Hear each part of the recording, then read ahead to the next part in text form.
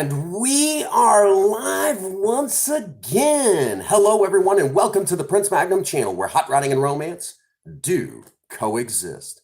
I'm your host, Prince Magnum. Welcome, welcome, welcome once again to Do It Yourself Budget Hot Rodding live, coming from me to all of you out there in the YouTube community. Okay, we're going to wait a few moments, kind of wait for people to start filing in. I've got a box of stuff from my partner, Mr. Sketch Scars of Sketch Squad TV, Mr. Jammin Jon himself, to all of us within the Maverick Nation. For those that do not know, Jammin Jon is an amazing guy. He's like from another planet or something. I don't know, man. This guy is awesome. But anyhow, we thought it would be fun to do an unboxing, hang out with y'all a little bit, and that sort of thing. And we're gonna have some fun. We're gonna put together a model, and we're gonna just do this unboxing. We're gonna have a good time. All right, I've got some really awesome stuff here, so we're gonna give it probably another minute or two. I got my coffee. Man, I'm ready to rock and roll. I hope all of you are. I meant to do. I want to also apologize. I know I meant to start doing this at about 5:30 Central Time. But Third Gen 83 gave me a holler. I'd called him yesterday and he missed my call.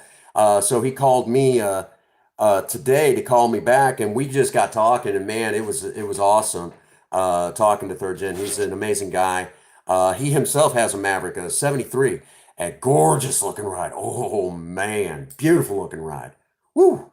I mean, amazing looking car. Whew. Telling you. Anyhow. All right. So let's get to the unboxing. We're going to see how this goes. Right now, I don't see anybody in the live just yet, but that could change, okay? Let's go ahead and start off with the first thing on the top. Jammin Jon sent me, no, this is not the model we're doing, but he sent me a 76 Ford Gran Torino. Gorgeous looking car from back in the day. I cannot wait to do this. We're definitely going to have to do this one in the live. But this 76 Ford Gran Torino. Hey, what's going on? Filming the Ultimate Grave Taker, another amazing friend of mine here in the YouTube community. Absolutely an amazing guy. We're doing an unboxing right now. I'm glad you jumped into the live. I think you might be the first one with us. So, Jammin Jon sent me this, and it was in a giveaway, and he asked me some questions about some of the old Fords, and so this will be a great opportunity to, we might have to do this one in a live too. All right, most definitely, most definitely. For those who do not know, I have a love of car models. Me, I'm doing great, man. I'm spending time with the community, with you guys. The Maverick Nation, the people that have helped me get to where I'm at. The Prince Magnum channel is getting close to being monetized. I'm excited about that, man. We're getting close. So I'm in good humor. I'm having a great time. I'm glad you're here, man. I could tell. I could do this stuff, with myself in the mirror, but it'd look weird, So I could do this with all of you guys. All right, so we got this one. We won't be putting this one together. I got a totally different model for this today. That'll take a good minute. If you got kids, doing models is a great way to start teaching them how to work on cars and learning about cars. Jammin Jon also sent me, for Project Spirit, this Batman floor mat set. Check that out. This is going to go into Project Spirit, and it's a complete set. So these two will go in the front, obviously, and have the big Batman logo right there staring back at us. So that's pretty awesome. And it's got these two for the back, and it's got these little grips that'll hold them in place. So this will be really awesome. Okay, so this will be, yeah. Thank you, Jammin Jon. I mean, that's pretty doggone thoughtful of you to hook me up with a brand new set of floor mats for car show season, which is right around the corner. We start again in April, late April. We'll be starting again in car shows. That'll be a big help. I won't put those in the car for regular use. I have some that I beat up for that, because Project Spirit's a daily driven car. Okay, and then right here, right here. There we go. A 9-piece car seat cover set for Project Spirit. Unfortunately, part of this won't be able to be used in Project Spirit because she's got a front bench seat. So these won't be able to be used, the two bucket seat ones. But the full bench seat for the back will work on the front. We'll wrap it around there, tighten it down, and we'll have the Batman logo staring back at us. So this will be a nice, I get a nice seat cover for it, for however long these last. And it actually says right here, airbag ready. So, you know how you got to worry about the sensors and everything and all that goofiness. And if Princess Faye wants, we could put these in the front seat of Project Lena, and she'll have some seat covers that she can use in Project Lena. So there we have those. All right. I see that people are kind of sort of starting to file in and that sort of thing. So there we have it. We got a brand new, we got brand new floor mats and some seat covers for Project Spirit from Jammin Jon, Sketch Squad TV, Mr. Sketch Scars himself. Sketch Scars. He sent these for us. On his channel, he's known as Sketch Scars. On the Prince Magnum channel, as a member of the Maverick Nation, Jammin Jon, he's known to all of us lovingly as Jammin Jon. For those that do not know, Jammin Jon was briefly here. He was staying here at Prince Magnum Channel HQ, and he was the one who taught me how to network with all of you, and that's how y'all got to know me. In the YouTube community a little bit more was because of Jammin Jon getting me out there into the community. So there we have it. There's the unboxing part of it all. Now, to start getting to the car model, okay? Boy, this is going to be exciting. Princess Faye got me this because she knows I love to do car models, and she wanted me to do this in either a video, and since we've got the ability now to go live from a cellular device, we're going to do just that, okay? So we're going to go live, and we're going to have some fun, and I'm going to basically build a car model right here on camera, live with all of you, all of us hanging out together, having a good time. And we're going to learn some stuff about cars today that I learned way back in the day, all right? So if you've ever wondered about that, some of the stuff about the old cars, that's exactly what we're going to do. We're going to learn some stuff about the old cars. Hang on a second. Someone on my Facebook Messenger. Apologize. All right, so we're going to do that. And the car that we're going to be doing today is a 1969 Chevy Camaro. So I've not had a chance to open up this box, so excuse me while I whip this out. All right, so let's get this bad boy open, and we're going to do our very, very best not to damage any of the goods inside. Hate to do that. Hate to scuff it up before we have a chance to work on it, We're going to open this up and get this bad boy out. This is going to be awesome. I haven't built a model in a while. It'd be nice to build one. And I haven't done a die cast. I don't think I've ever done a die cast model. Actually, I know I've never done a die cast model. All right, so come on, you uncooperative son of a... Anyhow, there we go. And there's the car, okay? This is the Foos 69 Camaro. So the next step is to start getting the other parts out, obviously. Now, again, if you got kids, the Prince Magnum channel is family friendly. So if you got kids, feel free to bring them in to watch this model being built. Models, again, are a great way to start teaching your kids how to work on cars so they don't get ripped off when they take their vehicle in for repairs.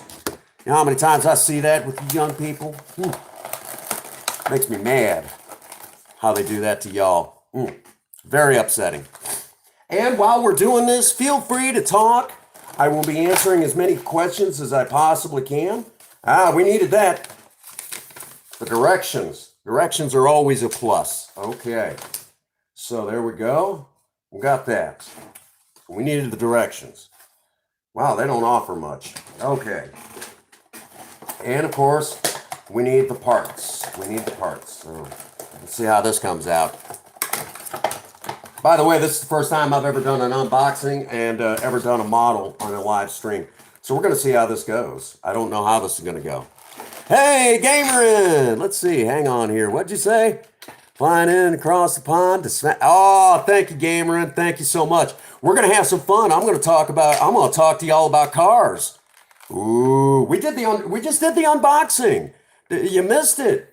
Jammin Jon sent me. Well, I'll show you again. He sent me these amazing looking seat covers for Project Spirit. Won't be able to use the bucket seat ones for the front because she's got a bench seat, but I'll be able to use this one in the front. Boy, that's going to look sharp in there. He also sent me some brand new Batman, hang on, floor mats. Check that out, man. That's going to look great in there for car show season, isn't it? That's going to look good in that old car. She's come a long ways, you know. And he also sent me this 76 Ford Gran Torino model. We'll have to do this one another live. Sound good?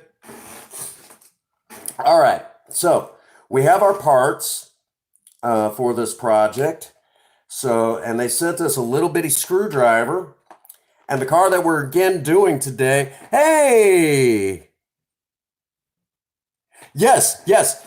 He sent my old partner Jammin Jon sent me some brand new floor mats, Batman floor mats, and some Batman seat covers for my '75 Maverick Project Spirit.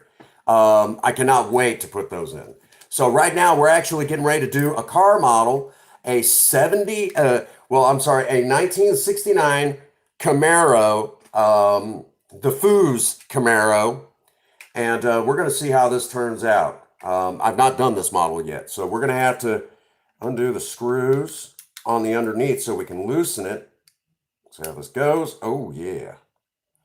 And while we're at it, we're also going to learn some nifty stuff about cars. We're going to learn some stuff. Hey, Gavin John, welcome to the live. We just did the unboxing. My all-time dream car. The 1957 Oldsmobile or the 1957 Chevy. Oh, well, I'm sorry. I've not lost any brothers yet, but you know, but the 57 Chevy is one of my all-time favorite cars. That's been my dream car since I was 6 years old. And for the record, whenever I was a teenager, I had a chance to buy a 1957 Chevy Nomad, and I just did not have the money. Oh, this car was gorgeous. And if you've ever sat on one of those seats, oh man, they are comfortable. Big steering wheel, everything was gorgeous in that car. Oh man. Oh, he passed away. I'm so sorry, Amber. Well, you know what? It wasn't that long ago I lost a grandmother, so I'm right there with you. Oh, Rolls Royce. Gorgeous ride too there. That is an awesome ride too. Okay. So looking at this, I'm going to have to refer to the directions.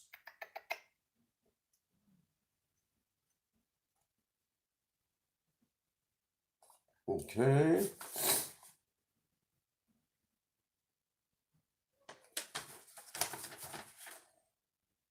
Okay. So I'm thinking I might have to loosen this up just a little bit. Okay. Now, for those that do not know, the 1969 Camaro is one of the most popular of all of the Camaros. It's the one that everyone goes to.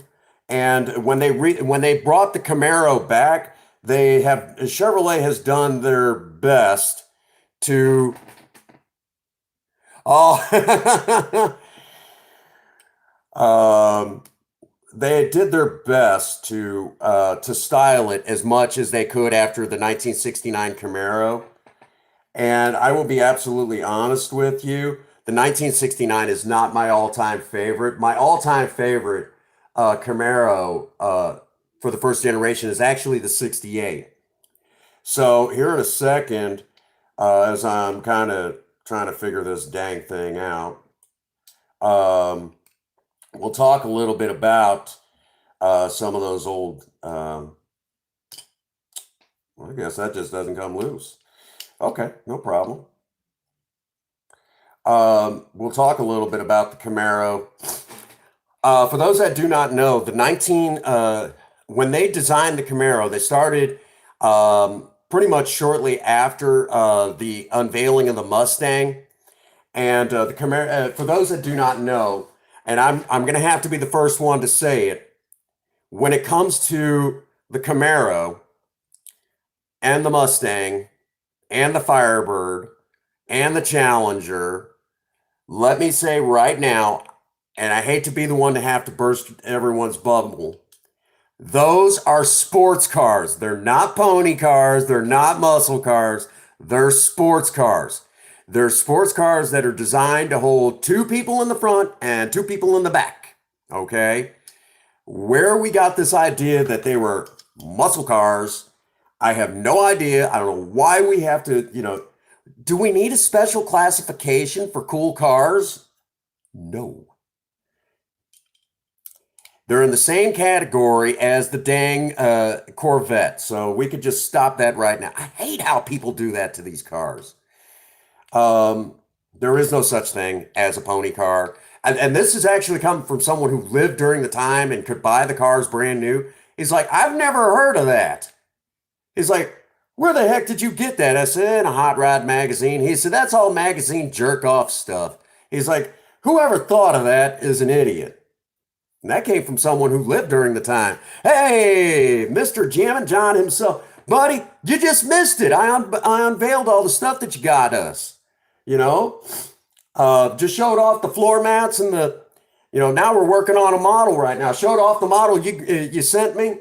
It's right here. Right here. Just showed everybody that again. We're going to have to do that in a live, aren't we? Right now we're doing one that Princess Faye got me, this beautiful looking Camaro. I'll show it again. Let's do it again.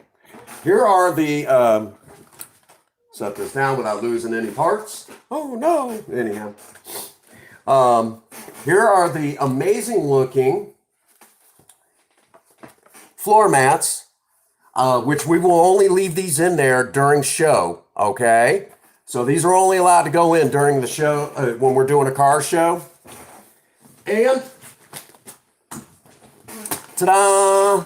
Again, I won't be able to use the ones for the bucket seats up front, but I will be able to use, y'all are leaning to the side on me.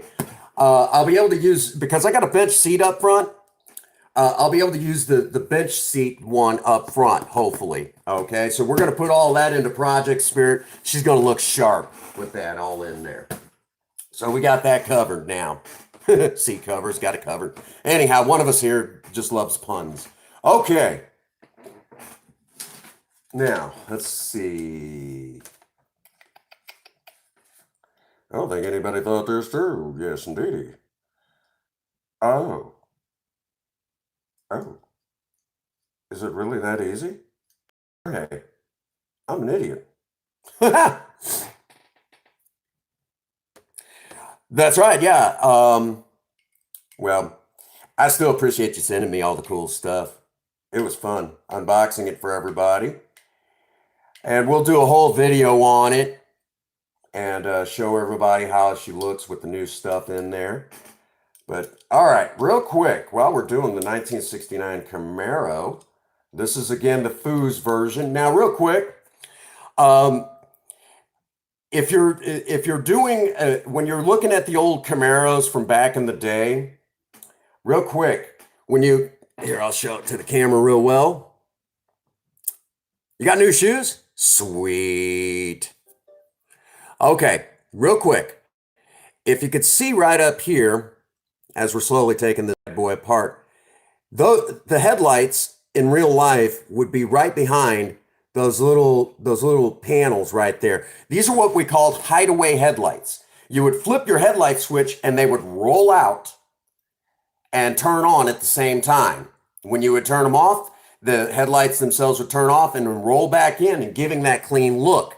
Well, by 1970, they took those away from Camaros. They started taking them away from all of the cars.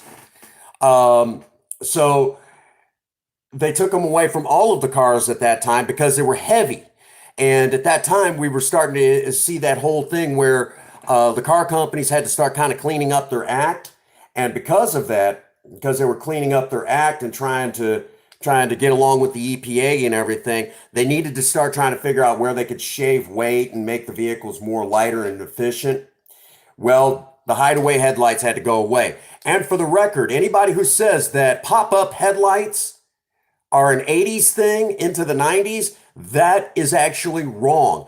The Corvettes back in the 60s had, in the 60s and the 70s, already had pop-up headlights. So I don't know where people think that's only an 80s thing. Wrong. For those of us who have no life and look at cars all day long. That's my thing. Anyhow, so real quick, the 1968, the 1967, 68, and 69 Camaros actually share the same suspension as the Nova around that time. The Novas.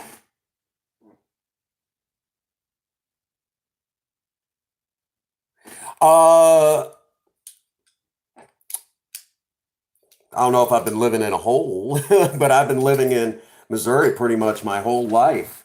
I don't travel much. Ah, there we go. We got that bass off now. There we go. Ta-da. And there we go. Now we're getting somewhere. Yes, indeedy. So now we've got that taken out. I'm doing it right from my phone, brother. Doing it right from the phone. Again, the Camaro was designed to go against the Mustang. And initially it was supposed to be called the Panther. And when they were asked, what's the Panther? They said it's a vicious little animal that eats Mustangs. That was the response of the guy. Funny. And for the record, the Camaro is, I actually like Camaro a lot more than I do Mustang. So that's just one of those things.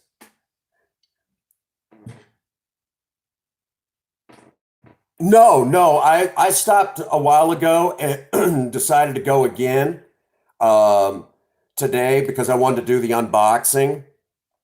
I thought it would be a great way to show everybody a little bit of car knowledge.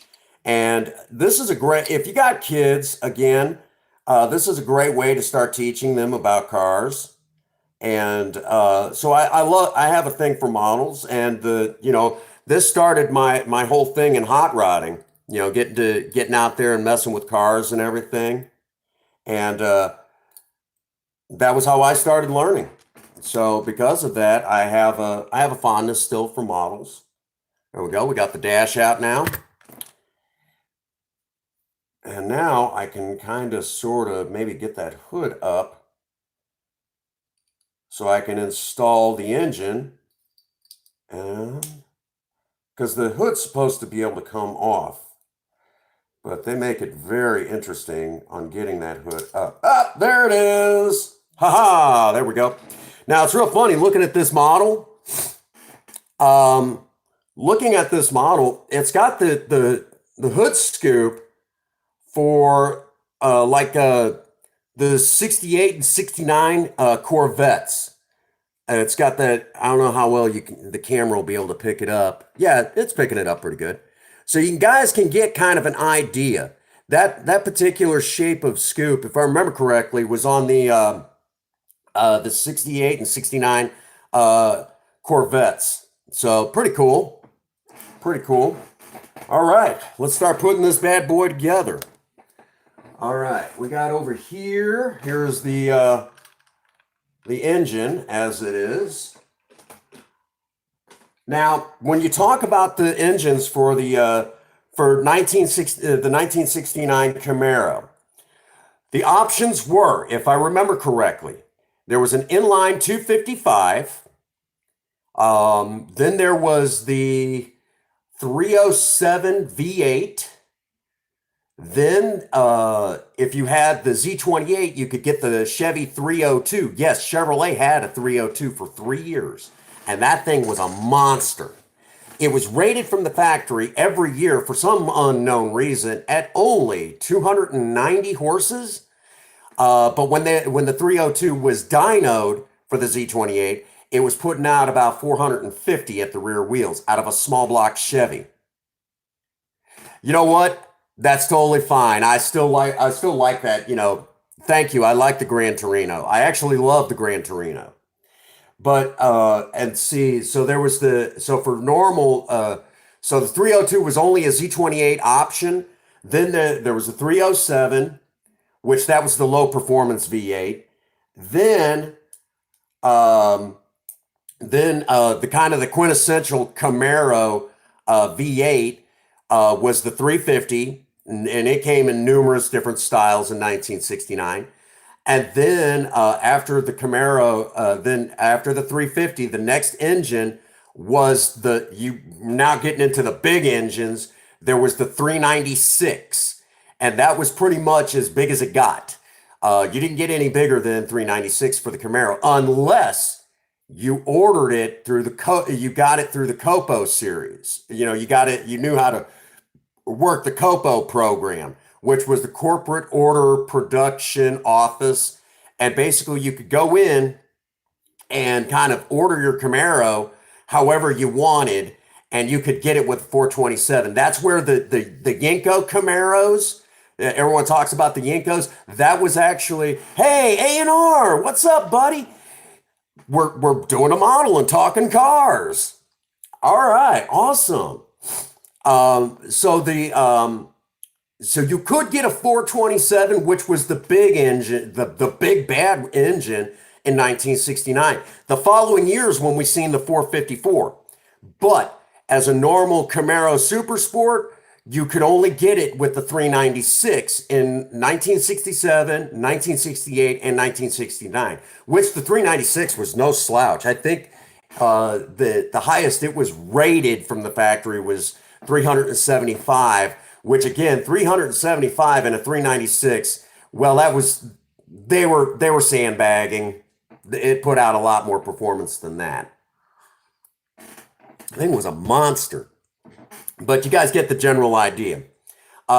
Transmission options at that time, I think by then you could get a 3-speed automatic, which the 3-speed automatics that you could get was the 350 turbo and the 400 turbo. But then there was still the option of the 2-speed Power Glide, which they discontinued the Power Glide after 1970. And of course, you could get a couple of different 4-speed manual transmissions in the Muncie category. There was the M20 and M21s at that time. We didn't see the widespread use of the M22 Rock Crusher until 1970. See all this stuff that I know? What the heck? And again, the Camaro also rolled on the same exact, this particular Camaro rolled on the same exact setup as the Nova at that time. So now that we've got the engine installed, we need to put the hood back onto this model, which it just kind of clips down right like that, just pops right on there. And then I come over here, put the dash back into place. There we go. Dash goes back in. Got its steering wheel and everything already mounted to it, so all I got to do is just put the screw in. Easy out there. Talking about putting screws in. Anyhow. This is supposed to be family friendly. Yeah, I know. They're going to learn about it eventually. That's how the human race keeps going. Anyhow. All right, there's my screwdriver.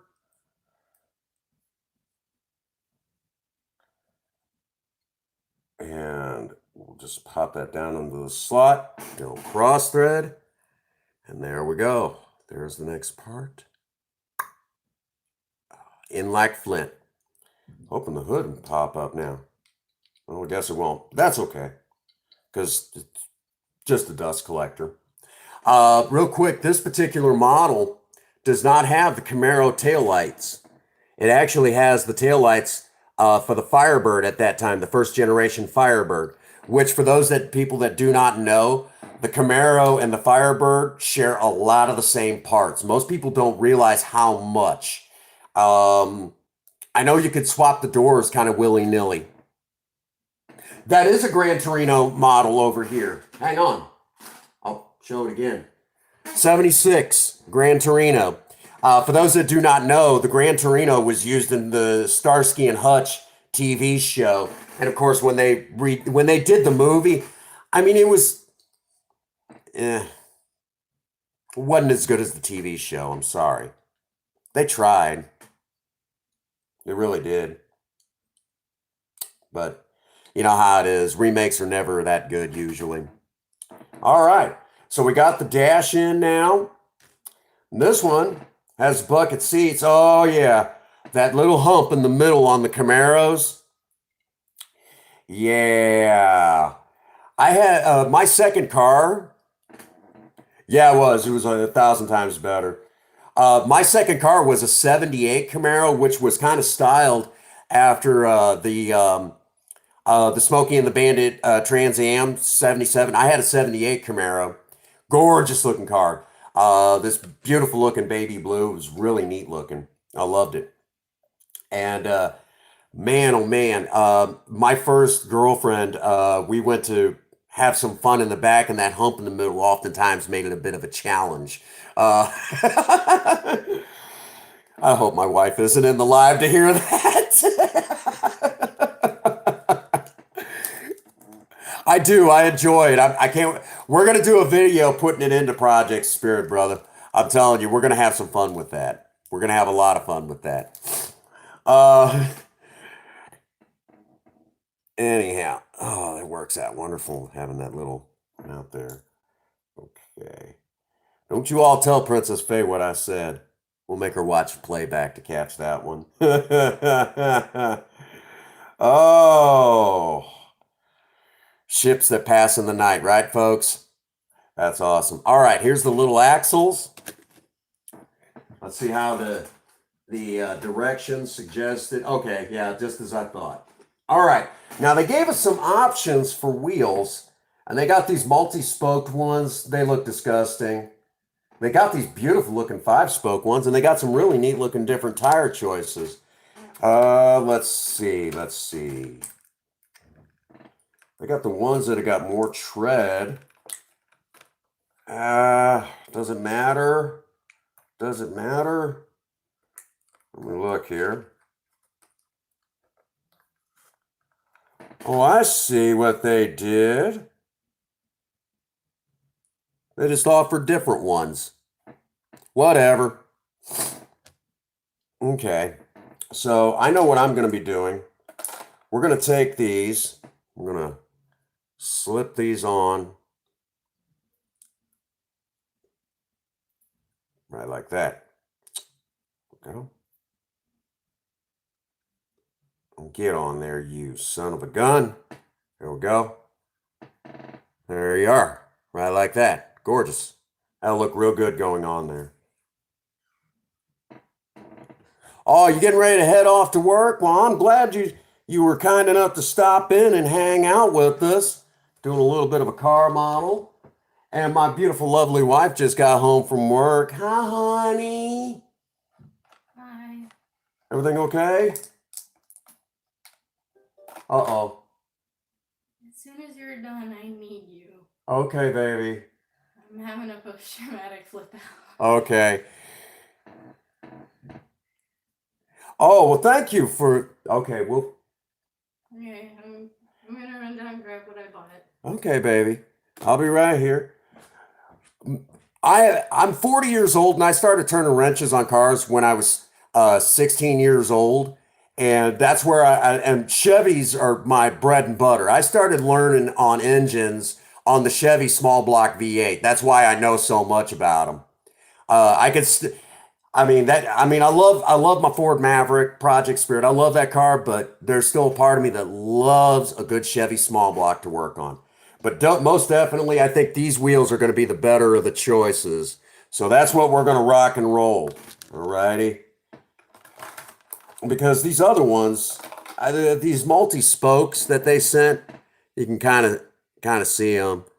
They're disgusting compared to the others. So we're definitely not going to roll those. Let me tell you. I don't know why in the world. Yuck. Yucky. And I'm going to tell y'all right now, when you're doing a custom car for real, I'm going to say it. A good set of wheels will either make or break a car. I've seen numerous times where a car is nothing but a giant rust bucket, and as soon as someone puts a set of good-looking custom wheels on there, the car automatically looks like $1,000,000. I'm not kidding you. I don't know what it is, but those cars always look so much better. I mean, just gorgeous looking. There we go. Got another one now. Ta-da! Almost like I knew what I was doing, like I've done this before. I have way too much fun. Way too much fun. All right. Is it okay if I sit with you? Well, of course, honey. You're welcome. Honey, of course. I want you to sit with me. Come on in. My beautiful wife. Of course, we all want her here with us, right, folks? Well, it's been going up and down a little bit. Okay, we got the fourth one. And that's all we need, 4. Okay. So, again, we got spare parts. No project is without spare parts, right, folks? This box just moved. Yeah, that box just moved on its own. Alrighty, so we got that much. Now we're ready to put the base back on. So, real quick,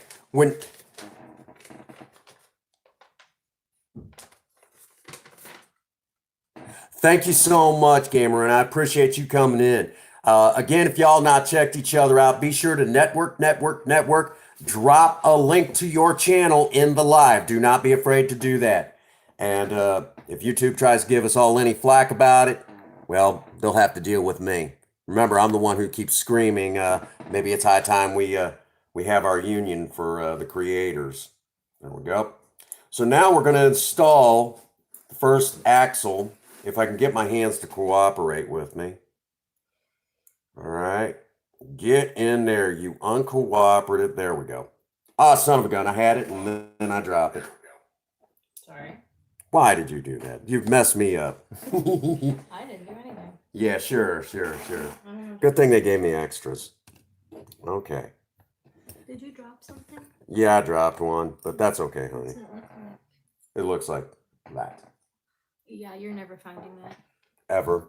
I don't think I can even find that. Okay. So there we go. Get in there. Just, oh, yeah, like butter. Okay. Now, install the first tire. And just, That's gone to the void. Sorry. yeah. I'm probably sitting on it, actually. There. This is going to look, oh! I think it just stuck me.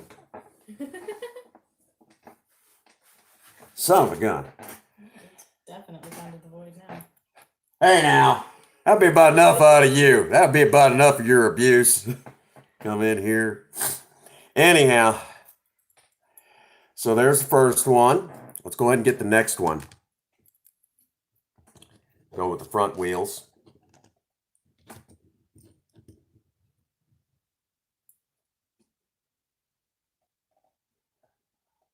And first side. Just don't argue with me, car. Don't argue with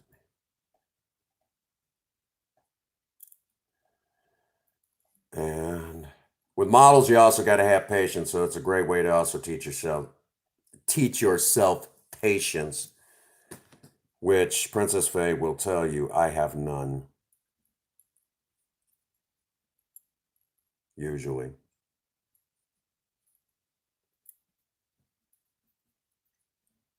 Just get in there.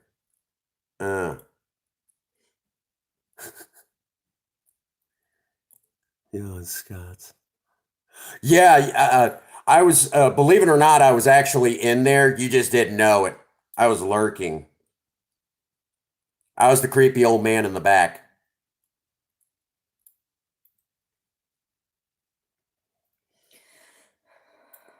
Well, that's being uncooperative. Very uncooperative. Again, if you've not checked out my partner, Mr. Sketch Cars, there it went. There we go. Boy, that looks good.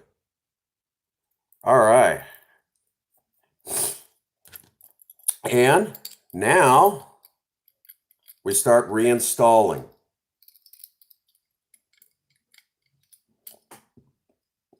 Man, honey, you picked out a good looking one. I do like it. You did. Really hard trying to hide it throughout the entire time we were at Walmart. Right? Picked out a good looking car.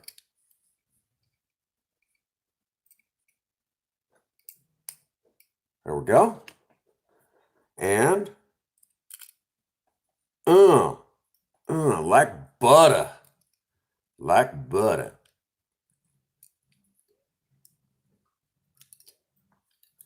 And there we go. It's together. Look at that, guys. Isn't that good looking?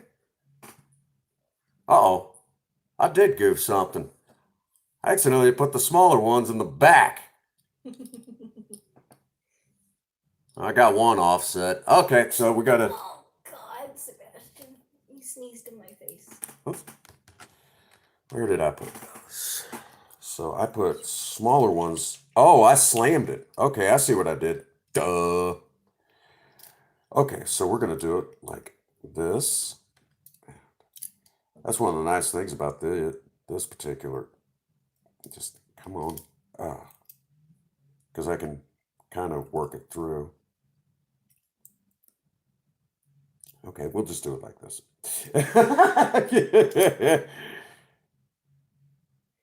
There we go. Okay.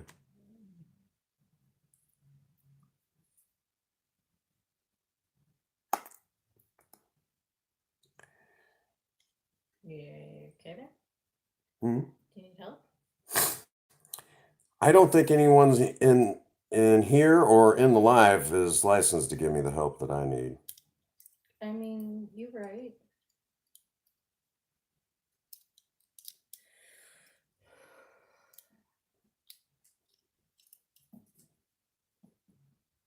Just okay, we're gonna have to take it apart. I goofed, but that's okay. I didn't see the different sizes. But that's why we learn this stuff. We're learning together here. It's okay. So we just come on. Oh, now I got it together. It doesn't want to come back apart.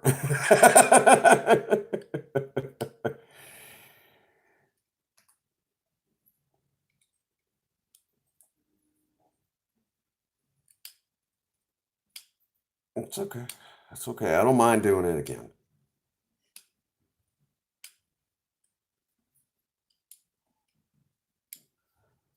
There we go. All right. Now, while we're also talking about the Camaro, most people don't realize that these were very popular in racing on the SCCA circuits around the world. Uh, and these were very successful, even against the Mustangs, the first generation. Now, for those that don't know, the 1969 Camaro actually went into 1970, and they didn't discontinue making the 1969 until like halfway through 1970, and that's when they came out with the first of the second generation Camaros. So if you have a 1970 Camaro and you call it a 1970 Camaro, being the first year generation Camaro, Most people don't know this. You're erroneously calling it a 1970. It's actually a 1970 and a half Camaro. So for those that do not know that, there we go. Got it. Most people don't know that, and they will just erroneously call it the 70 Camaro, and they're actually wrong when they do that. Most people make that mistake, but that's okay. That's oh my. So if you've ever wondered about that, there you go. And these are the things that I learned.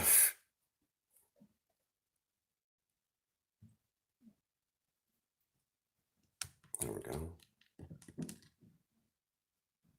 What are the big fat ones? These are the smaller ones. Okay, smaller. So that'll go to the front. Smaller. So this is one of the big ones, I think. Because they have different sizes. Yeah, that. There we go. A little bit more traditional. Hey, what's going on, Sean? What's going on, man?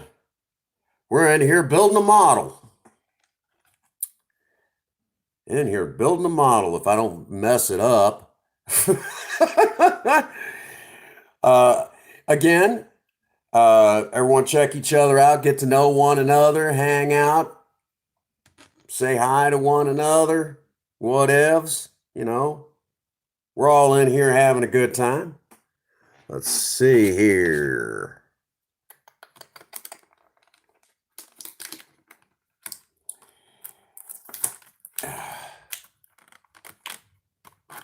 Oh, Call of Duty kicking your butt. I hate that. Go. Hate that. Call of Duty kicking your butt, man. That sucks. But you'll get it. You'll get it. Just stay with it. And that brings to mind some days you're the bowling ball and some days you're the pin. Some days you're the track. Well, there's that too. I like to be the track. Do you mean the lane? Sure, whatever. Whatever you want to call it. Track, lane, runway. The bowling ball alleyway. I made myself giggle. You are such a goofball. I wouldn't have you any other way. We should go bowling sometime. We need to. It'd be fun. You can smack a bowling ball into your leg again. Nobody's gonna know that story. You could tell it. We're live. I don't know. Okay. I don't know if anybody would find that story funny. Story time. Story time. Okay. I think we got it now. I'm going right back to what it was. All right. So people start asking for it. There we go. Why do you not look right? Must be in my head again. Here we go. Think.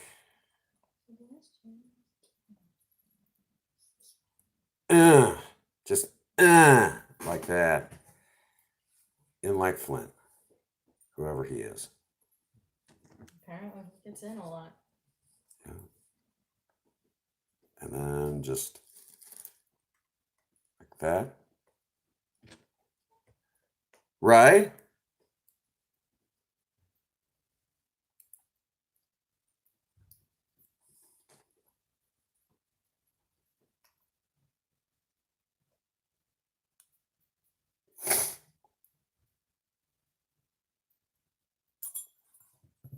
I think they wanted the axles to go a specific way.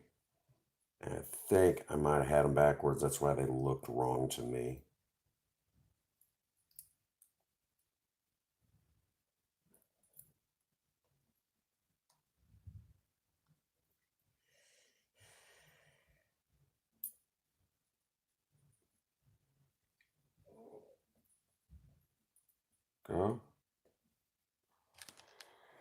And as soon as we get this bad boy together, we'll talk some fun facts on the Camaro. Sound like fun? Oh. Please do not lose a part. Okay, we're all right. There we go. Looks pretty good, actually. Okay, let's put her back together. Someone asked me a while back, could you ever find one of the, a 1969 Camaro in original condition, untouched? And I'm like, I'm sure they're out there, but good luck. They're expensive, if you do. Finding one just that'll roll, no engine or transmission in it, maybe it's still got the rear end underneath it, 20,000. What kind of car did you say that was? 69 Camaro. I saw an older vehicle yesterday, just before I ran into you on the road. It was like the El Camino, Mm-hmm. but it wasn't Chevy. The It wasn't the Ranchero. Wasn't the Ranchero? No, the taillights honestly looked kind of Cadillac-ish. Weird. But then again, I'm also not really good at looking at like pinpointing what cars are just by looking at them. I have to see the badges and whatnot. Right. But I never got a chance to see the badge, so.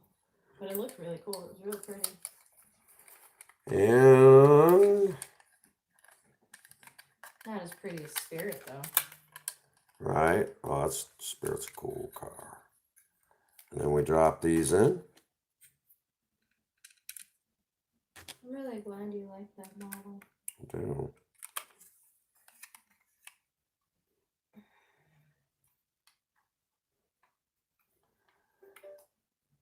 And well, I wish it was this easy when you're working on them. You can flip them upside down and all that other stuff. That'd make things so much easier when you're working on them. Oh man, don't even get me started on that stuff.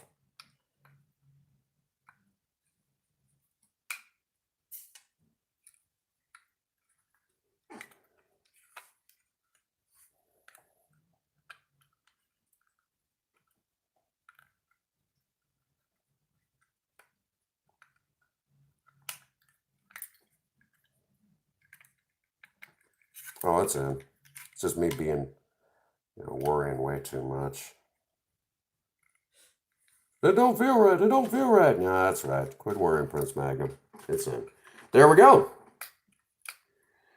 1969 model.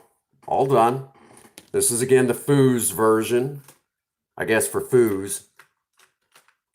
Use a Foos. Anyhow. Alrighty.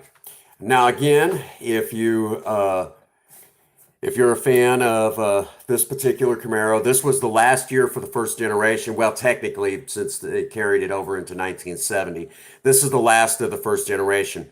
It is considered the most popular of all the Camaros even today. Now, I'm not a huge fan of the 69 Camaro because of the fender design right in here.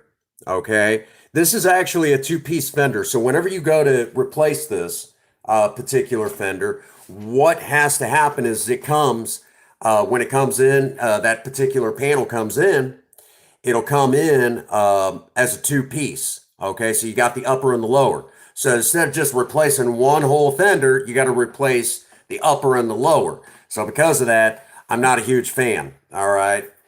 Along with that, this particular model does not have the ducktail spoiler.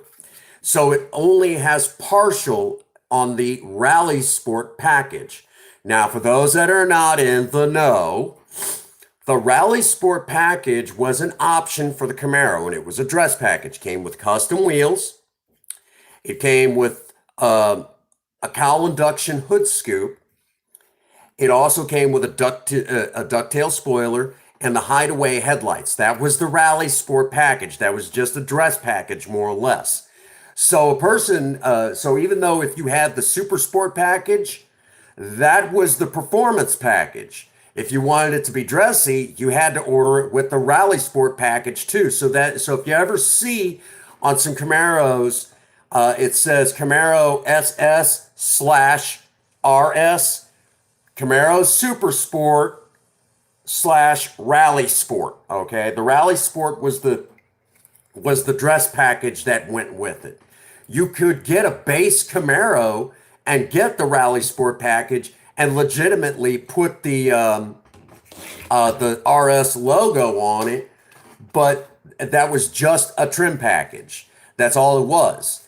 Well, the cowl induction hood scoop, that is a performance piece, because the fresh air going into the top of the engine bay and that sort of thing. That was always important. But other than that, nah. It was for the most part a dress package. Now, for those that are also not in the know, the Super Sport packages for the Camaros, and for that matter, any of the other cars of the time, were it was more than just an engine and transmission options. The Super Sport packages also had, hey, what's going on, Bulldog? We just finished a car model. Just finished a 1969 Camaro car model, and now we're actually talking about some of the old stuff that went with these cars back in the day. And we just got through talking about the Rally Sport package for the Camaro, the first generation Camaros. Most people always talk about the Super Sport packages. Well, there was also a Rally Sport package. That was the trim package. I'll go over it again real quick for you. When you got a Super Sport package, that came with the beefy suspension. It came with performance engine and transmission options, and it gave you the option of a posi traction rear end. It also gave you the option of different gear sets in your rear end. Now, if you numerically hear a higher gear ratio in it numerically, if it went higher, it was actually you had lower gears. If it got numerically lower, you had higher gears. I know that's almost confusing. Let me explain it like this. I had in the 78 Camaro that I had, it had 308 gears. Okay, so that was a really high gear set. 308s was really high. But if I wanted to go with a lower gear, 373 or maybe a 411 would have been nice if I was just drag racing. Well, the Yinkos, okay, I'll do it. I'll explain that one again here. The Yinkos and the Copos, the Yinko Camaros and the Dickie Harrell Camaros and the Dickie Harrell Novas and all that, that was based on the Copo system. And what the Copo system was the Corporate Order Production Office. Okay, that's what it stood for, if I remember correctly. And if you knew your codes, your RPO codes within General Motors, you could order your vehicle tailor-made to what you were going to be doing. And it was designed for like taxi cab companies and things like that. Well, people started taking advantage of the Copo system. And that's where we got like the Yinkos and the Dickie Harrells and all those cars like that. Because people were essential. Okay, I was close. Close. And what guys would do is like they would order like the standard Super Sport Camaro engines were like a 350 and a 396. Well, when it came to the Copo system, you could get the 427 in a car like this. So it got ridiculously powerful. And they stopped that after 1970. You couldn't do that anymore. Now I think that we're starting to see a little bit more of that being played into. They're not doing that. They're kind of letting us play a little bit with it again. But back then, if you wanted the big nasty engines, also remember, uh, just because that's what the advertised horsepower and torque numbers were, doesn't necessarily mean that that's what it was doing.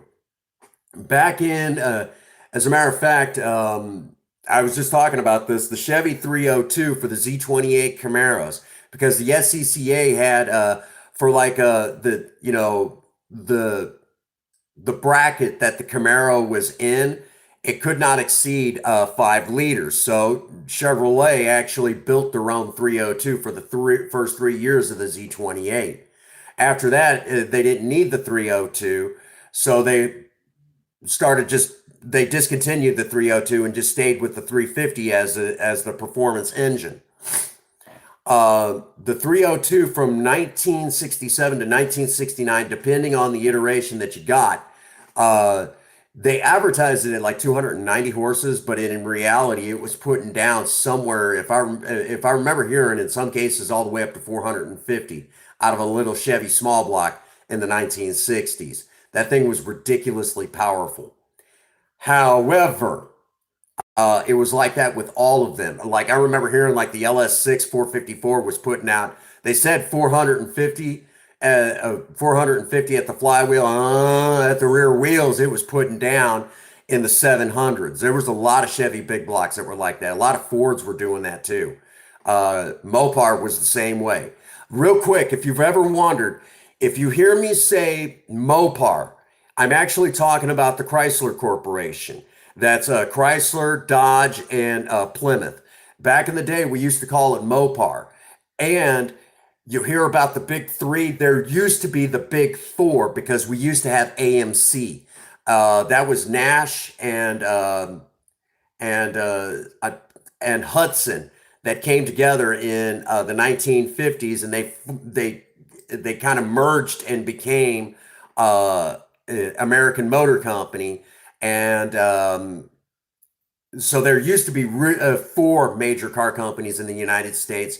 And I will say it again, AMC was an amazing car company, and eventually they did buy out the Jeep brand. But in '87, the Mopar Corporation had bought out had bought out AMC, and with that went Jeep. That's why Chrysler owns them now. Um, but it used to be in the old days, that was the big four. We used to have four. And there's still a debate amongst Ford in the hot rod community. It's kind of Chevrolet will always have the best small block V8s. When it comes to big blocks, that's Mopar.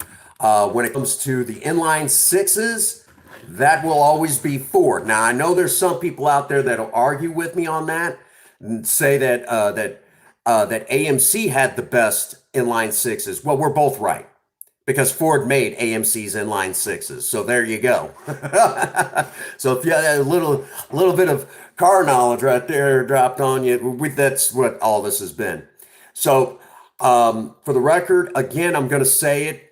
If you ever refer to the Camaro, the Mustang, the Firebird, or the Dodge Challenger as pony cars, you are wrong. Okay, those are actually sports cars. There is no such thing as a pony car. That was just started by Hot Rod Magazine in the '90s. I honestly, and this is actually coming from someone that had told me in the '90s when they were starting to push that whole pony car thing and that whole muscle car thing. He basically said it was just performance cars. Okay.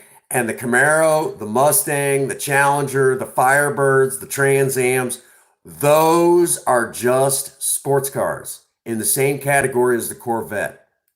And and when I told him that, and excuse my language if there's any ladies in chat, he said that's just magazine jerk off bullshit. He said, I am so sorry. He said that you had to read something. That's stupid. He said, that is stupid. He said, there is no such thing as a pony car. He said, they're sports cars. And again, this was someone who could have bought one brand these cars in the 1960s, brand new, and he was sitting there saying that they're just sports cars. He said they were designed to fit two people in the front and two people in the back, three people if you're feeling crazy. I don't know where they came up with that. He said, "Why in the world would you?" He said, put try to put a special name to. He's like, "That's stupid." Well, I said, "Well, they tried to say that it's because of they have muscle car engines." He said they're just performance engines. He said the whole muscle car era is just. He said it was all that muscle was you went and bought yourself the car that had the performance package. That was it. You had a normal car with the performance package. He said, calling it something else doesn't make it any more special. He said, and honestly, he said, I got as much fun out of the regular cars as I did the ones that had the super sport packages and all that other stuff. He said, I had as much fun out of them. He said, they did the same. He said, they pretty well did the same stuff. He said, I don't know why they got to put special names. He said, I've been hearing more and more of that stuff out of the magazines. He said, it was stupid. And again, this is the guy who actually taught me how to work on Fords. He was saying that. He said, that's stupid, giving them a special name. He's like, why would you do that? So he was real adamant about that. It was just performance, the cars that got the performance packages, and it was just there was no such thing as a pony car. There was no such thing as a muscle car. It was and I've been meaning to talk about this for quite some time, but he was dead set on saying that. So there we have it. We have we did our first model in a live. That was really a lot of fun. One of the next lives, where'd you put it? Where'd you put it? We'll have to, I'll have to break out that model. I'll have to break out that Torino model, wherever Princess Faye put it. But I know one of the next videos, we're going to put this stuff into Project Spirit. Oh, I couldn't see it there. We'll have to do this in one of the next lives. We will definitely have to do this. I'm a fan of I like the Ford Torino. And this is the Grand Torino. Real quick, a couple years ago, when I was doing one of the last car shows I did with Project Spirit before she had to go down for a little while, I'll tell you all a funny story. I took it down to Jackson, Missouri. Going to Jackson. Anyhow, old country song popped into my head. Went down to Jackson, and there was a guy there who had a Grand Torino. And man, this car was sharp. I was like, man, we should have parked next to each other, man. And he's like, what do you got? I said, 75 Maverick. He's like, oh my gosh, I love the Mavericks. It's just one of them things. I love old cars. I love old cars. But again, my dream car is the 57 Oldsmobile, 57 Chevy. 57 was a good looking year for cars, hands down. I don't think I've ever seen an ugly 57 from any of the car companies. Right behind that, though, the 57 Ford Fairlane. Oh my God, that was a gorgeous car. There was the 59 Chevy Impala. The 58 was good looking too. If you ever want to see a 58 Chevy Impala in a movie, one of the greatest movies of all time, American Graffiti, 58 and Chevy Impala that Ron Howard drove. Oh my God. I actually got to see a replica of one of those at that Jackson Car Show. And I walked up and said, oh my gosh, American Graffiti. They said, you are way too young to know that movie. I said, you guys have no idea. I said, I love that movie. It's one of my favorite movies of all. You are way too young to say that that's one of you. I said, I'm not as young as you think I am. That time I was 38.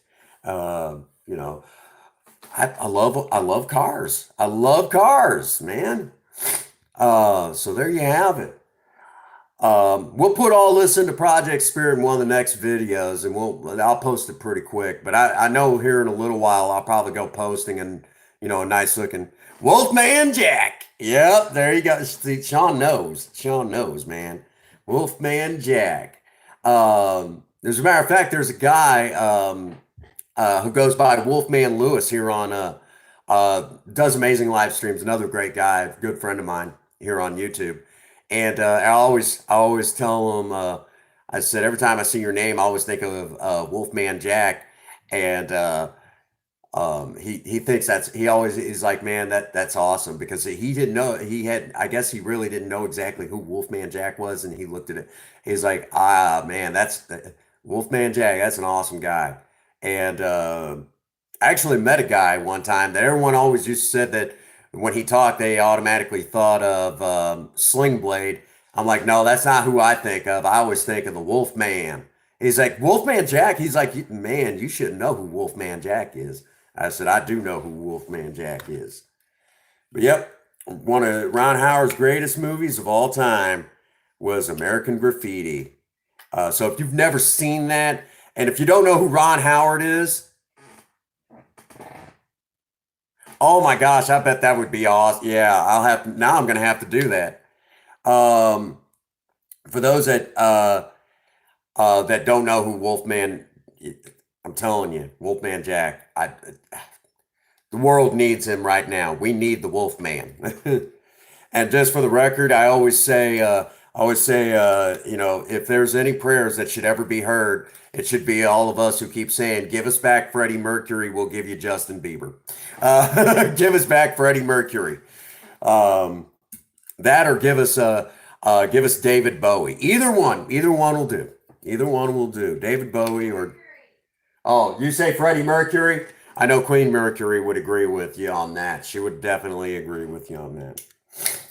All right, so we got a brand new model to display here in the office, which I will be glad to display on my desk. Put it right there. And real quick, we've been starting to clean the shelves off, and I've been going through my paint supplies. We are working up to a painting project on Project Spirit. Blacking out the rear valence where the taillights are. We're going to do that in a Kurt Cobain. You know, I was actually in high school when Kurt Cobain passed. I was in high school. I was actually a sophomore, if I remember correctly, 1994. I was a sophomore in high school then. And it broke my heart to see him go. But for the record, as many people will say that Nirvana was a great band, I will be the first to say that during that time for new bands, I was actually more of a Pearl Jam fan than I was Nirvana. I did like Nirvana. Nirvana was okay, but compared to Pearl Jam, I like Pearl Jam more. And of course, I'm going to say it right now, okay? Out of all the bands that created the alternative scene, Stone Temple Pilot was a good one, but my all-time favorite, period, Soundgarden, okay? Soundgarden was my band, okay? Um, and around that, yep, yep. You got writing poetry because of Pearl Jam, huh? Queen. Queen started in the 70s, I honey. don't care. Queen is the best band to exist. Fight me. Queen is my all-time favorite band. I had been listening to Queen since I was probably not even born. Probably. My all-time favorite band, Kiss. That's my favorite band of all time. And back in the 90s, everybody had to have a copy of you could have a CD collection or you might still have a tape collection back then, but in your collection, it was not complete if it didn't have the Hysteria album by Def Leppard, No More Tears by Ozzy Osbourne. You had to have these albums. And Revenge by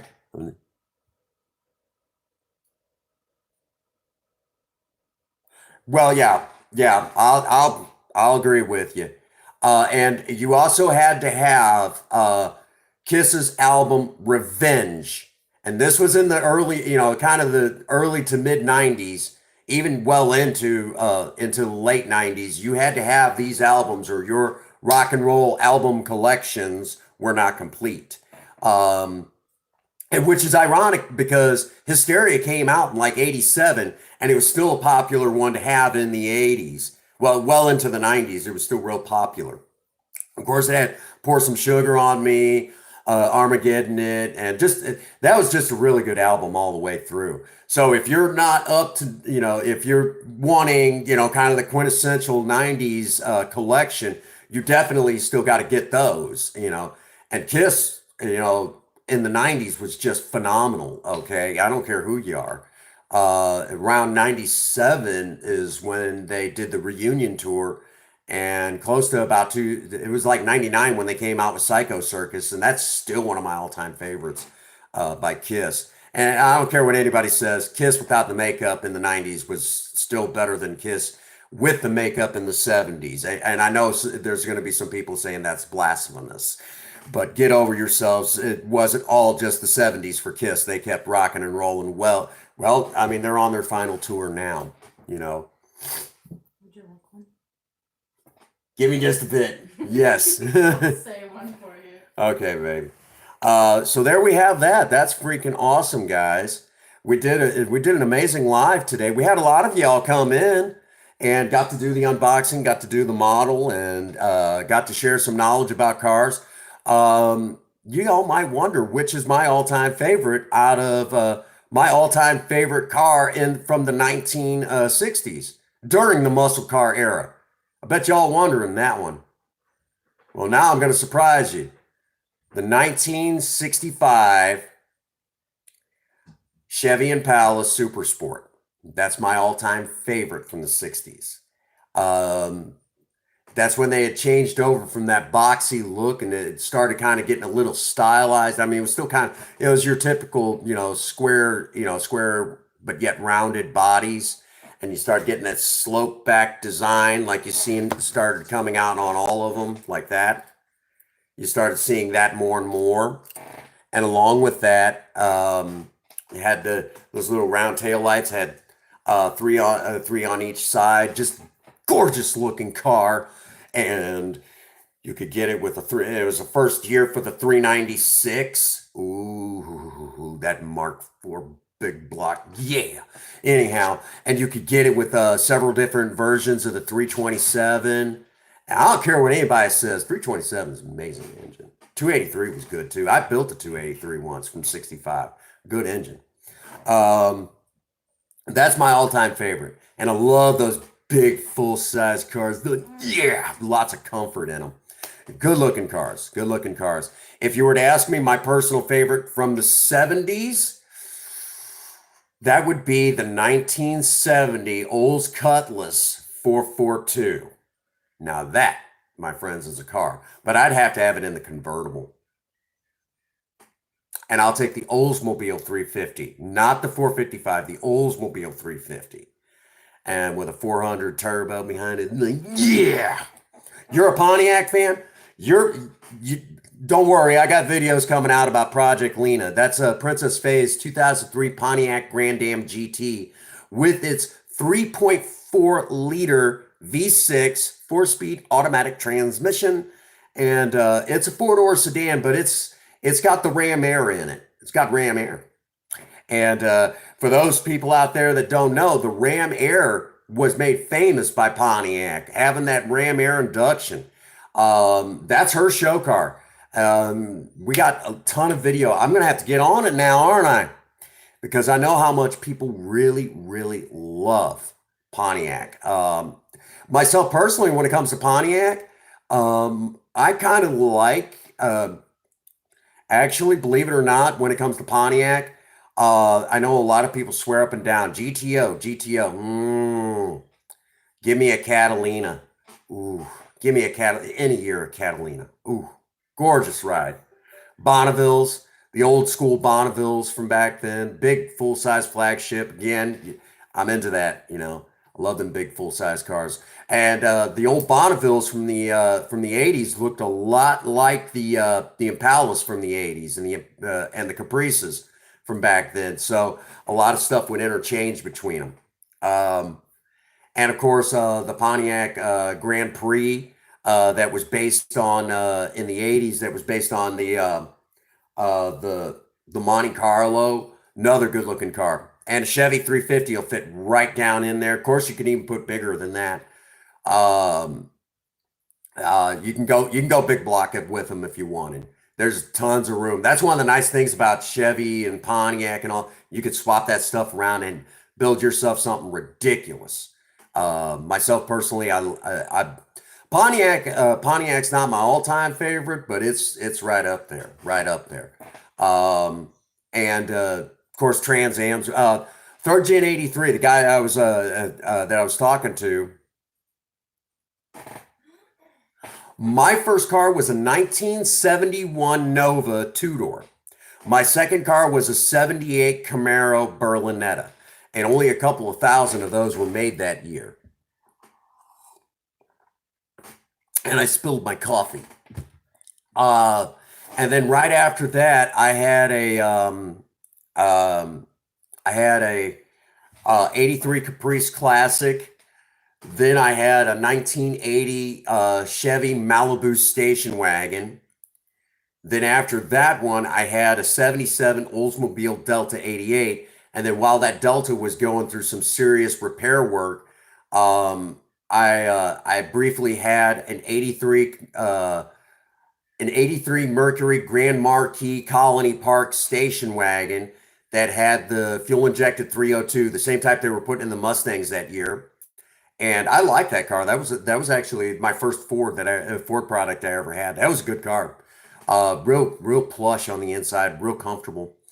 Then we put the Delta back on the road. Then after I had the exit, trashed that car. Then I had an '83 Buick Regal, which the Grand National was based off the Regal. And I will say right now, the Buick 3.8 is not as great. Everyone hears those numbers, what they were like in the Grand Nationals. Those engines were junk compared to what General Motors had at the time. Actually, the Chevrolet 3.8 was 1,000 times better and I don't know why anybody would want a Grand National, considering how horrible and hard they were. I know down in Australia they make those Buick 3.8s do amazing things, but in this country, I don't know what you guys in Australia are doing, but share the secrets, my friends, because you guys have taken American engines and made them better. Crazy Australians. They got an amazing car culture down there, hands down, bar none. Then after the Buick Regal, uh, which that Buick Regal, I ended up dropping a Chevy 283 in it. That thing was a lot of fun that way. I had an '87 Olds Cutlass, and I loved that car. That was a lot of fun to drive. Um, and then I had after the Cutlass, I had um, we had a 2001 Pontiac Grand Prix, and I did not like that car. I did not like that car at all. That this was my first experience with Pontiac, and I wasn't happy.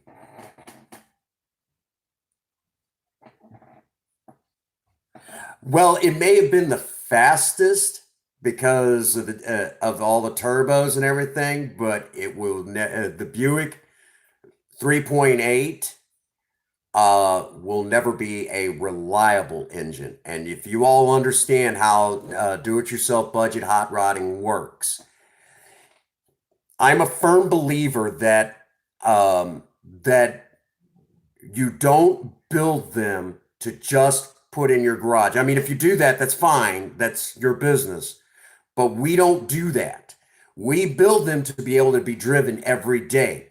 And the Buick 3.8 was one of the most unreliable GM engines I had ever seen. I've had a total of two of them in my time, and I will never have another one again. Those engines are good for pulling and sending to the scrap heap because they're very unreliable. And despite all that they did with the twin turbos and everything like that, that engine will never be a reliable engine. That's why I say that.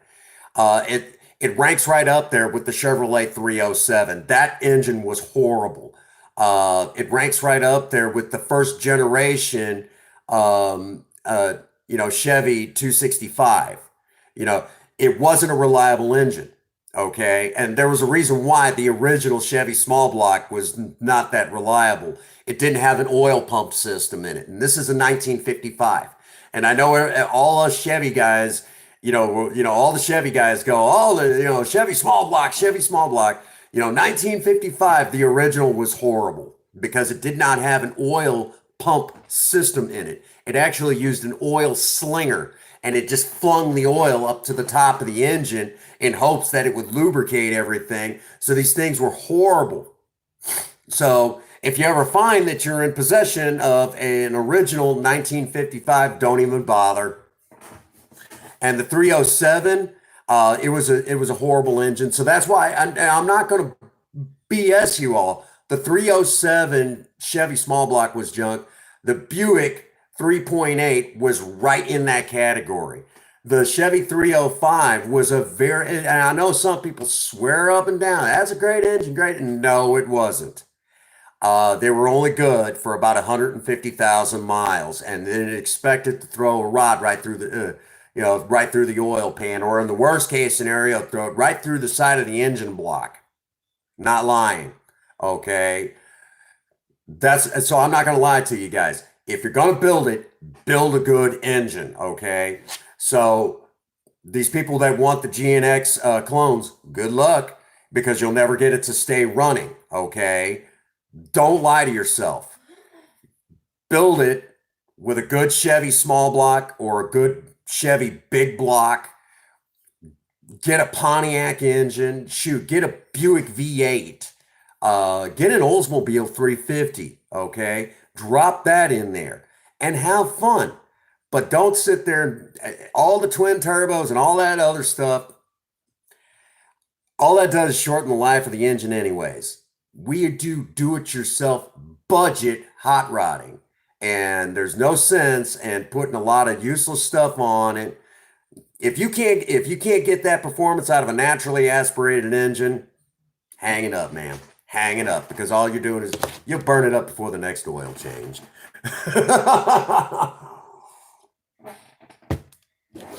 Give me a good naturally aspirated engine with multiple carburetors. I promise you, I'll get some performance out of it. I promise you that. Look at what we do with Project Spirit and an old inline six coming up on 300,000. Man, we have all sorts of fun with that bad boy, don't we? With that old six. I'm telling you right now. Man, give me a solid Chevy small block. Give me a solid good Ford small block. That's what's up. All right. I don't know about all of you, but I've got a beautiful wife waiting on me to come in and aggravate her a little bit. I got to go give her some grief. She's a good woman. She puts up with me. So again, thank you all for joining the live. We put a car model together. We did an unboxing. As usual, if you're not subscribed, hit the subscribe button. And again, because of how YouTube likes to screw the creators, do me a favor, hit the bell icon when you hit the subscribe button, because that way you can be notified when we go live. Hey, I had a lot of fun hanging with y'all. It was you guys' idea for me to do this. Okay, let me say that right now. I really appreciate you guys having me do this model building live. It was a lot of fun. So along with that, because we did this and we had a lot of fun. Again, we're gonna have to go live later on in the week and do a sober talk. Expect a video probably I'll probably have to, y'all might have to remind me, but I'll have to put one out for tomorrow. And we're going to start